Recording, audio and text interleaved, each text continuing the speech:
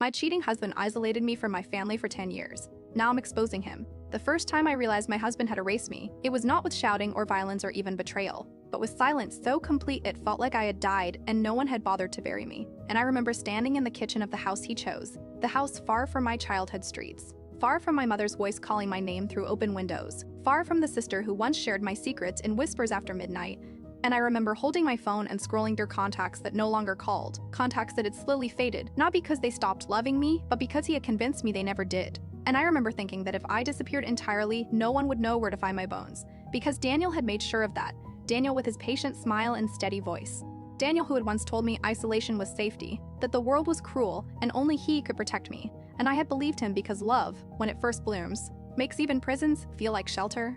10 years ago, when I married him, I thought I was stepping into forever, and I was young enough to believe forever meant happiness, young enough to mistake control for devotion. And I still remember the way he held my hand at our wedding, the way his thumb traced circles into my skin as if memorizing me, and he whispered, "You're mine now," and everyone smiled because it sounded romantic. But now I understand the truth of those words, how possession had always been the point.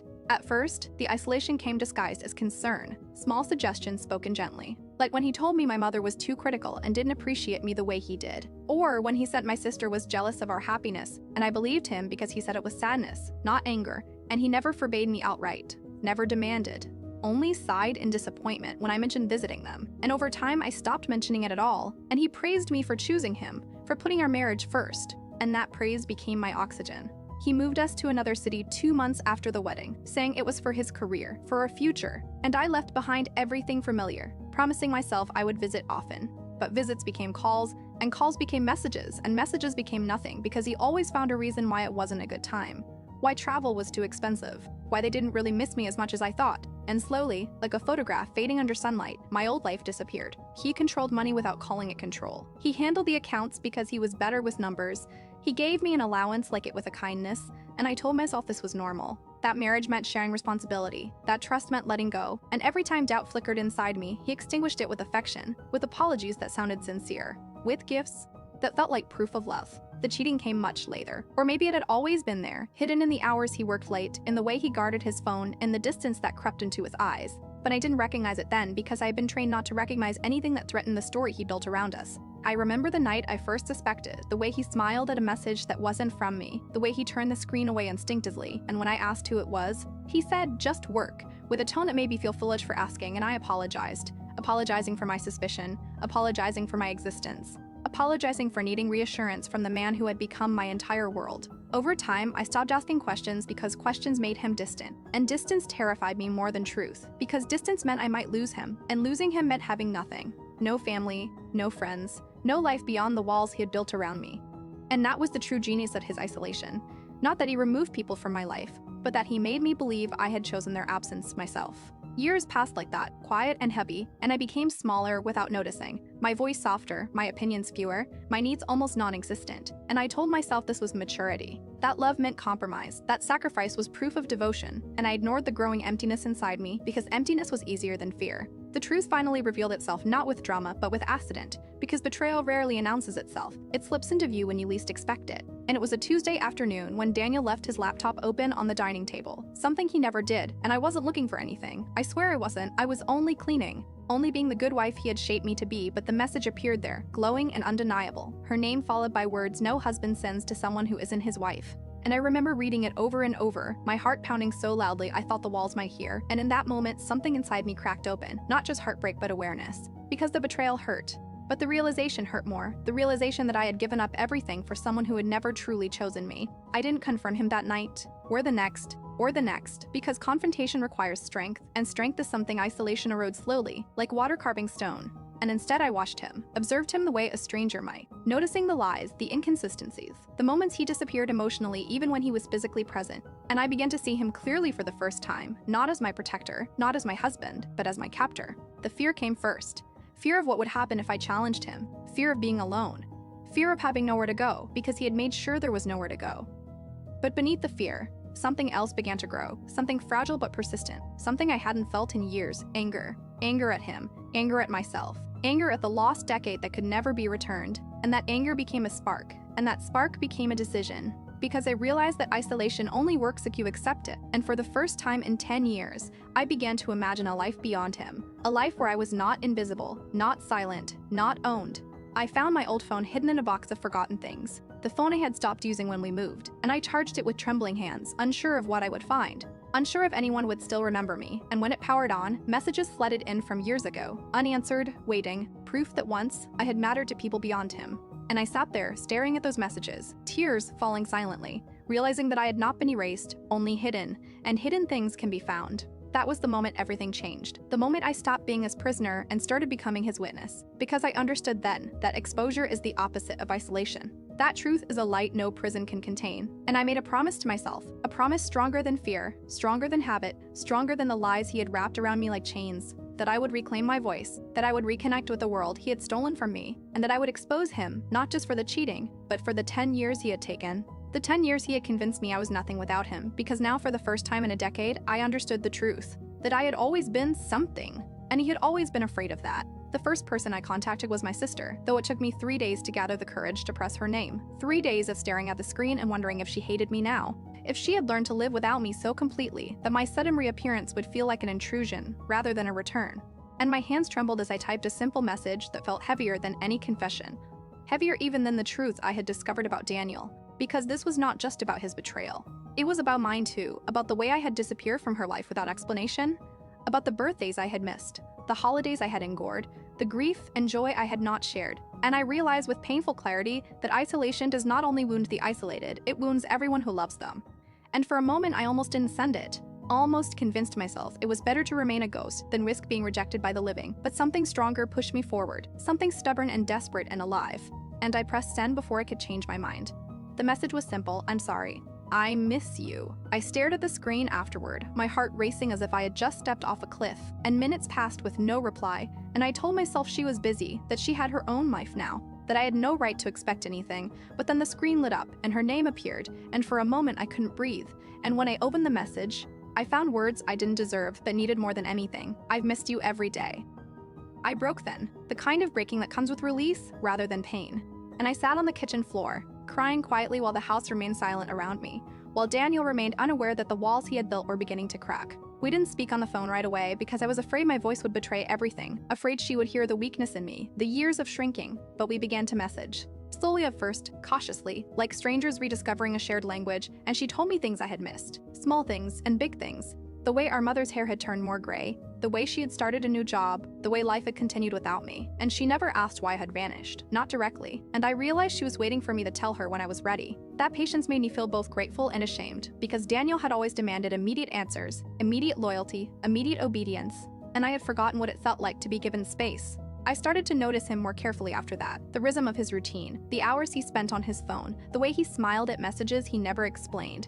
And I stopped confronting him even in small ways, stopped asking questions entirely, because questions warned him, and I needed him unwarned now, needed him to believe I was still the same silent woman he had shaped. It frightened me how easy it was to pretend, how natural it felt to slip back into the role he expected, cooking dinner, asking about his day, smiling at the right moments. And I realized I had been performing this version of myself for so long that it had almost replaced the real me entirely. But inside, something had changed, something he could not see, because inside I was watching him, studying him, remembering every inconsistency, every late night, every lie. I began to gather small pieces of truth the way someone gathers evidence after a crime, not because I knew exactly what I would do with it yet, but because collecting it made me feel less powerless. And power was something I had not felt in years. One evening, he left his phone on the couch while he showered, and I stared at it from across the room, my heart pounding as if it were calling to me, and for a long moment I didn't move, because touching it felt like crossing a line I had been taught never to cross. But then I reminded myself that he had crossed far greater lines long ago, and I picked it up with shaking hands. The password had not changed. It was still my birthday, a detail so cruel in its symbolism that I almost laughed, and when the screen opened, I saw her name immediately, pinned at the top, undeniable and intimate, and I opened their conversation and felt the world tilt beneath me as I read messages that stretched back not months but years, years of lies, years of betrayal conducted in parallel with our marriage. And I realized that while I had been isolated, he had never been alone. He had built another life alongside mine, one where he was attentive and affectionate, one where he gave someone else the parts of himself he had slowly withheld from me. I expected to feel only heartbreak, but what I felt most strongly was clarity, because the illusion was gone now, completely and irrevocably. And I could finally see him not as the man I married, but as the man he truly was. I put the phone back exactly where I had found it before he returned, my face calm, my voice steady, and when he sat beside me and smiled, asking what I wanted to watch, I smiled back. And for the first time in 10 years, my smile was not submission but strategy, because he still believed I was his prisoner, and he had no idea I was already planning my escape.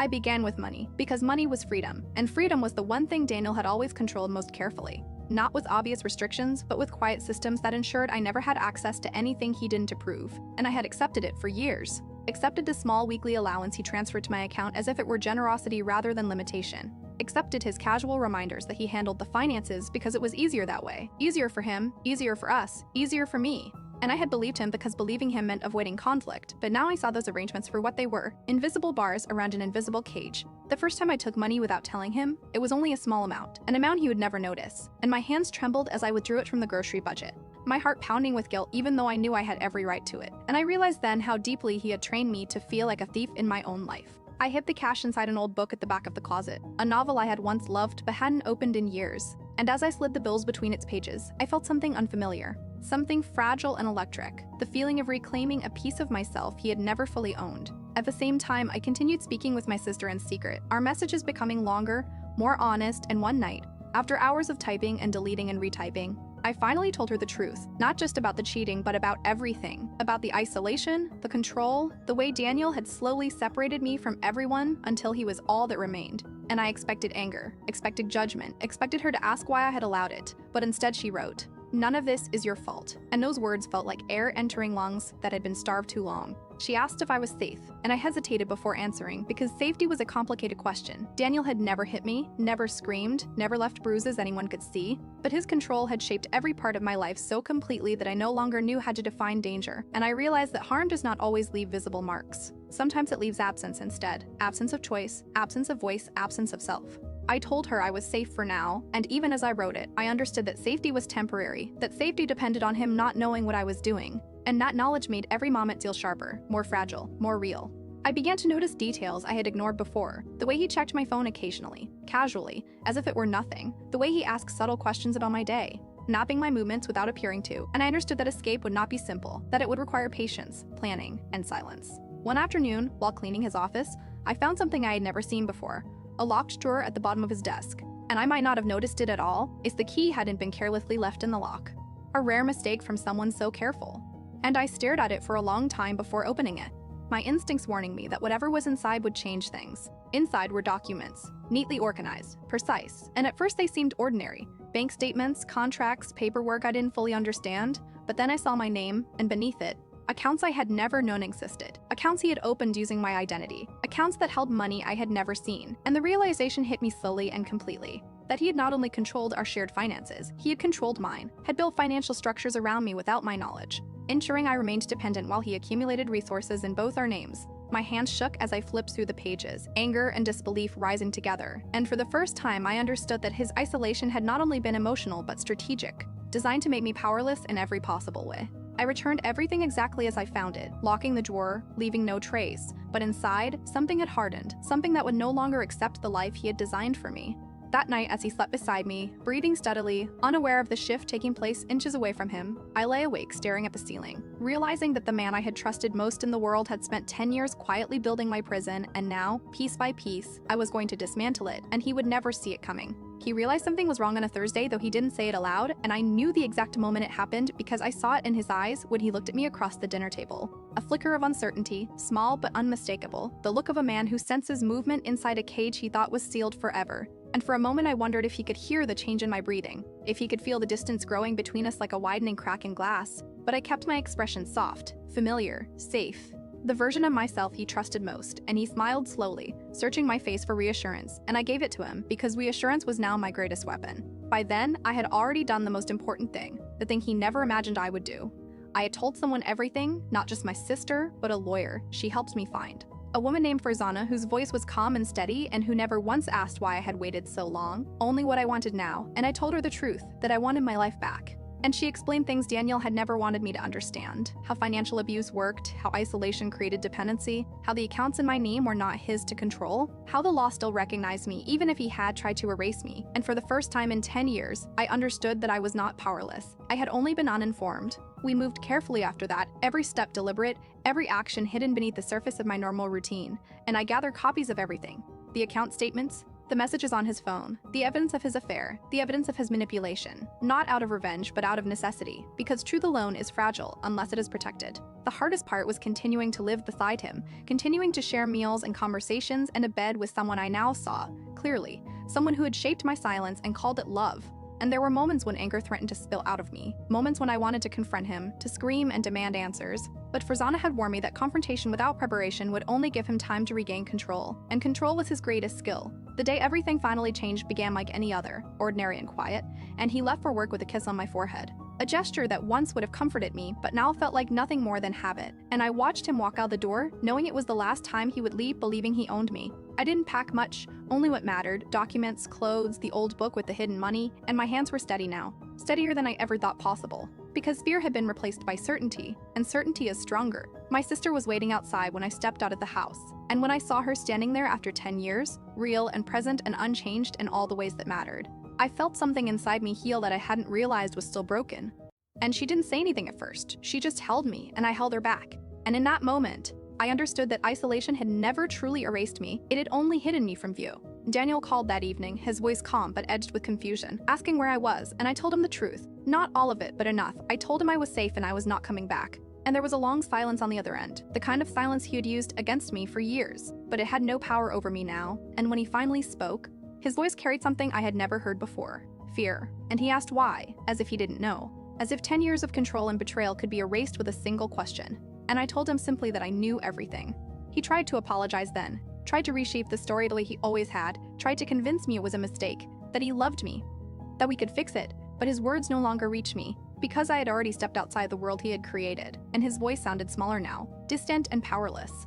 The legal process took months, longer than I wanted but shorter than the 10 years I had already lost, and he fought it at first, fought to maintain the illusion of control. But evidence is stronger than illusion, and slowly, piece by piece, the life he had constructed unraveled in the light of truth.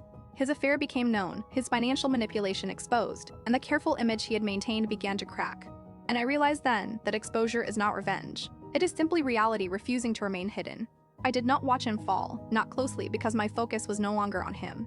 It was on myself, on rebuilding the parts of my life I had abandoned, on rediscovering who I was beyond his influence. And it was not easy. Freedom can feel unfamiliar after so long in confinement, and there were days when I felt lost, when I questioned my strength, when the weight of those 10 years pressed heavily against me, but each day forward was still forward, and forward was enough. I reconnected with my mother, who cried when she saw me, but never asked for explanations. I wasn't ready to give. And I began to build something new, not the life I had before, because that life was gone, but a life that belonged entirely to me. Sometimes I think about the woman I was on my wedding day, young and hopeful and unaware of what was coming, and I don't hate her for her innocence, because innocence is not weakness. It is simply trust placed in the wrong hands, and I have learned that trust can be rebuilt, slowly and carefully, beginning with trusting myself. The last time I saw Daniel was in a courtroom, and he looked at me as if he didn't recognize me, as if the woman standing before him was someone entirely new, and in a way, she was. Because the woman he married no longer existed, she had been reshaped by truth, by loss, by survival, and by the quiet, unbreakable decision to reclaim her life. When it was over, when the final papers were signed and the last ties between us severed, I stepped outside into the open air and felt something I hadn't felt in 10 years. Something simple and powerful and entirely my own: freedom. And I realized then that he had never truly owned me. He had only convinced me that he did, and now his greatest fear had come true. Not that I had left him, but that I had found myself, and in the end, that was the one thing he could never control.